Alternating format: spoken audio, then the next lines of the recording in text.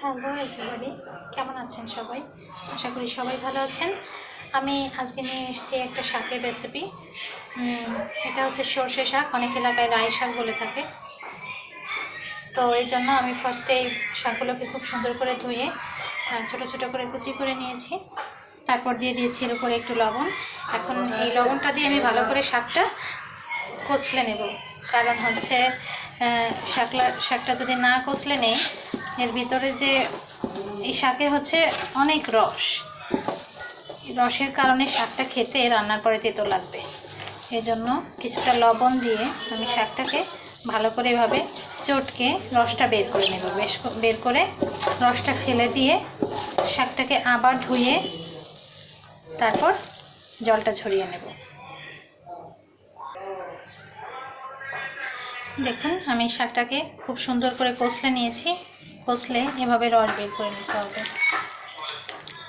দেখতে পাচ্ছেন, শাকটা থেকে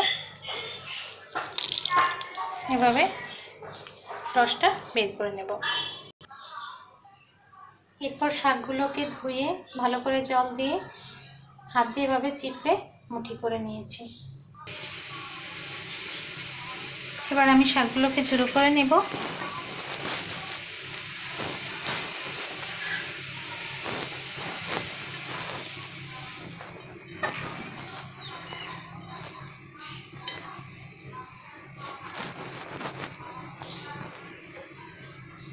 এর ভিতর আপনাদের পছন্দের ঝাল দিয়ে দেবেন পছন্দ মতো।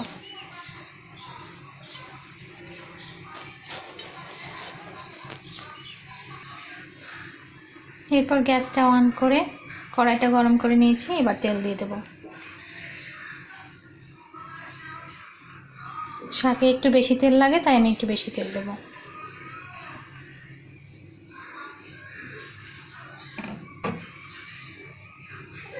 এবারে জিরে দিয়ে দেব।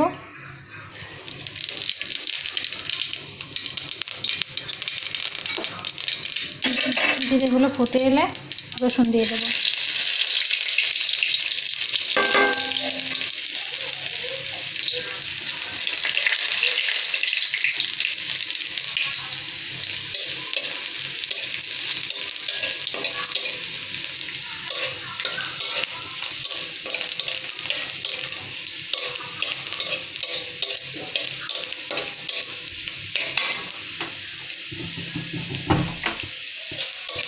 রসুনগুলো একটু লালচে করে ভেজে এরপর শাক দিয়ে দেব।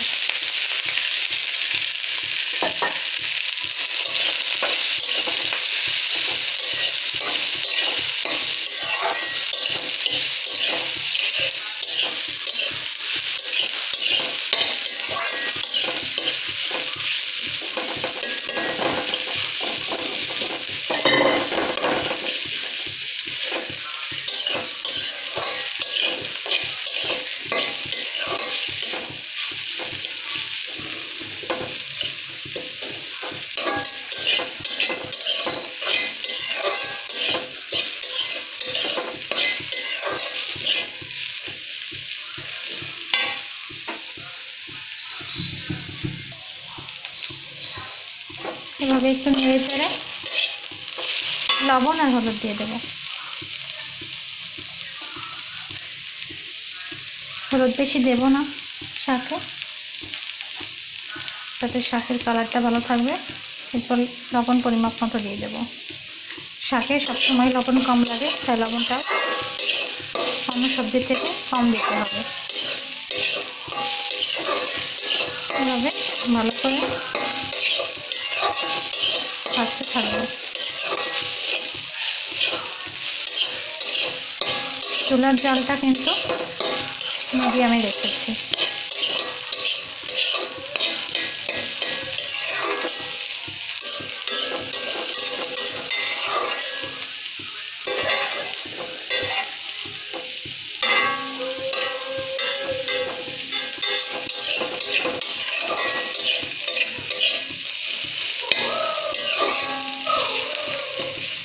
এরপর সামান্য একটু ঢাকা দিয়ে দেব,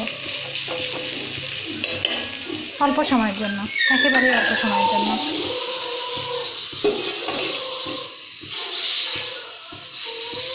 এভাবে 2 মিনিট থাকবে। 2 মিনিট পর ঢাকাটা উঠিয়ে আবার ভালো করে নেড়ে নেব। দেখুন শাকটা কিন্তু পুড়ে ওঠেনি, কারণ তেল বেশি দিয়েছিলাম, এই জন্য জলটা কিন্তু মিডিয়ামেই থাকবে।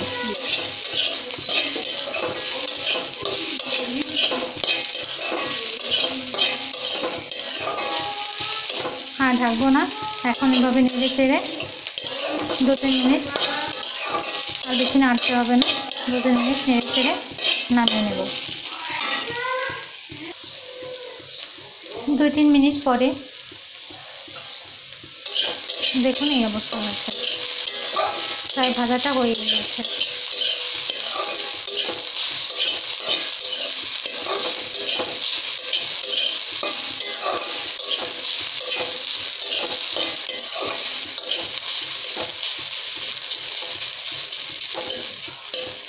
আপনারা অনেকে ভাবতে পারেন যে আমি অল্প একটু শাক এত বড় একটা কড়াইতে কেন রান্না করছি। আসলে